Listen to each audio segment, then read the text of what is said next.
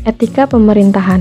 Etika pemerintahan dalam penyelenggaraan pemerintahan merupakan satu hal yang harus dipahami dan dipedomani oleh pemimpin pemerintahan.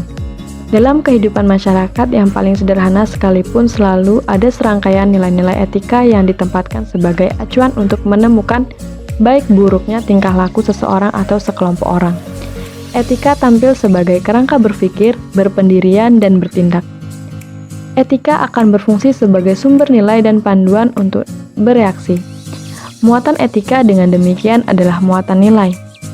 Prinsip etika adalah bagaimana seharusnya manifestasinya akan melahirkan kewajiban bagi mereka yang menerima prinsip itu untuk diwujudkan ke dalam berbagai bentuk kegiatan keseharian. Pemahaman terhadap etika khususnya bagi pemimpin pemerintahan merupakan suatu hal penting dan mendasar agar penyelenggaraan pemerintahan itu dapat berjalan tertib, bersih, dan dapat dipertanggungjawabkan, serta diterima oleh masyarakat. Etika pemerintahan merupakan ajaran untuk berperilaku yang baik dan benar sesuai dengan nilai-nilai keutamaan yang berhubungan dengan hakikat manusia. Etika kehidupan berbangsa. Dalam konsideran TAP MPR nomor 6 MPR 2001 tersebut dalam menimbang huruf A dinyatakan bahwa sebagaimana termaktub dalam pembukaan Undang-Undang Dasar Negara Republik Indonesia tahun 1945, terbentuknya Negara Kesatuan Republik Indonesia adalah untuk melindungi segenap bangsa Indonesia dan seluruh tumpah darah Indonesia dan untuk memajukan kesejahteraan umum, mencerdaskan kehidupan bangsa, dan ikut melaksanakan ketertiban dunia yang berdasarkan kemerdekaan, perdamaian abadi, dan keadilan sosial. Selanjutnya dinyatakan dalam menimbang huruf B, TAP MPR tersebut bahwa untuk mewujudkan cita-cita luhur bangsa Indonesia sebagaimana termaktub dalam pembukaan Undang-Undang Dasar Negara Republik Indonesia tahun 1945 tersebut, diperlukan pencerahan dan sekaligus pengamalan etika kehidupan berbangsa bagi seluruh rakyat Indonesia. Pernyataan ini didasarkan kepada sinyalemen para wakil rakyat di MPR sebagaimana dinyatakan dalam huruf C konsideran tersebut bahwa etika kehidupan berbangsa dewasa ini mengalami kemunduran yang turut menyebabkan terjadinya krisis multidimensi.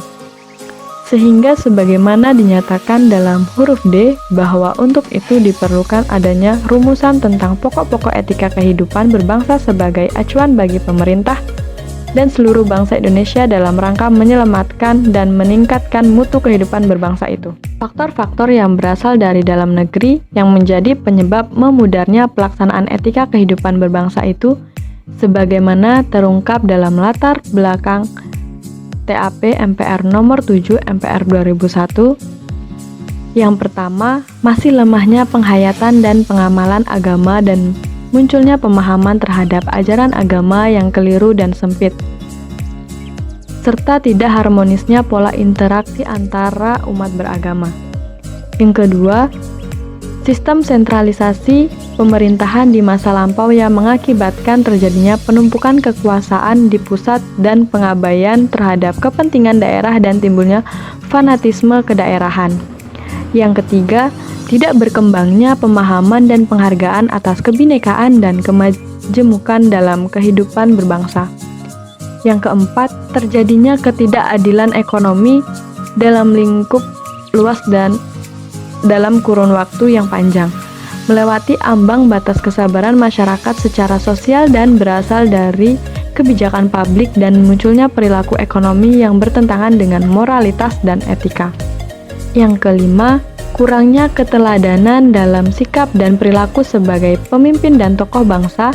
Yang keenam, tidak berjalannya penegakan hukum secara optimal dan lemahnya kontrol sosial untuk mengendalikan perilaku yang menyimpang dari etika yang secara alamiah masih hidup di tengah-tengah masyarakat.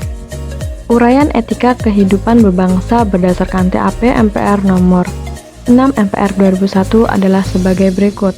Faktor-faktor etika sosial dan budaya, di mana etika sosial dan budaya bertolak dari rasa kemanusiaan yang mendalam dengan menampilkan kembali sikap jujur, saling peduli, saling memahami, saling menghargai, saling mencintai, dan saling menolong di antara sesama manusia dan warga bangsa. Kedua, etika politik dan pemerintahan. Etika politik dan pemerintahan dimaksudkan untuk mewujudkan pemerintahan yang bersih, efisien, dan efektif serta menumbuhkan suasana politik yang demokratis, yang bercirikan keterbukaan rasa tanggung jawab, tanggapan aspirasi rakyat, menghargai perbedaan, jujur dalam persaingan, dan untuk menerima pendapat yang lebih benar serta menjunjung tinggi hak asasi manusia dan keseimbangan hak dan kewajiban dalam kehidupan berbangsa. Yang ketiga, etika ekonomis dan bisnis. Etika ini mencegah terjadinya praktek-praktek monopoli, oligopoli, kebijakan ekonomi yang mengarah kepada perbuatan korupsi, kolusi, dan nepotisme. Yang keempat, etika penegakan hukum yang berkeadilan. Etika penegakan hukum yang berkeadilan dimaksudkan untuk menumbuhkan kesadaran bahwa tertib sosial, ketenangan, dan keteraturan hidup bersama hanya untuk dapat diwujudkan dengan ketaatan terhadap hukum dan seluruh peraturan yang berpihak kepada keadilan. Yang kelima, etika keilmuan. Etika ini diwujudkan secara pribadi ataupun kolektif dalam karsa, cipta, dan karya yang tercermin dalam perilaku kreatif, inovatif, inventif, dan komunikatif. Yang keenam, etika lingkungan. Etika lingkungan menegaskan pentingnya kesadaran menghargai dan melestarikan lingkungan hidup serta penataan tata ruang secara berkelanjutan dan bertanggung jawab. Etika pemerintahan dalam perspektif teori. Etika merupakan nilai-nilai hidup dan norma-norma serta hukum yang mengatur tingkah laku manusia. Etika suatu refleksi kritis atau studi mengenai perilaku manusia yang mendasari perilaku faktual, filsafat mengenai moralitas, dan merupakan ilmu pengetahuan yang sifatnya normatif dan praktis. Etika adalah ilmu akhlak yang membahas pola-pola aturan tentang nilai-nilai kesusilaan. Tata aturan dalam etika disebut norma atau kaidah yang berisi baik dan buruknya perbuatan. Etika pemerintahan termasuk dalam etika praktis dalam kehidupan masyarakat modern sudah menjadi rumus bahwa setiap profesi memiliki dasar-dasar etikanya sendiri. Etika dan kekuasaan memiliki wilayah masing-masing dalam konsepnya. Fungsi etika pemerintahan. Secara umum, fungsi etika pemerintahan dalam praktek penyelenggaraan pemerintahan ada dua. Yang pertama, sebagai suatu pedoman, referensi, acuan, pelaksanaan tugas-tugas pemerintahan, penuntun. Yang kedua, sebagai acuan untuk menilai apakah keputusan dan atau tindakan pejabat pemerintahan itu baik atau buruk, terpuji atau tercela. Sumber etika pemerintahan.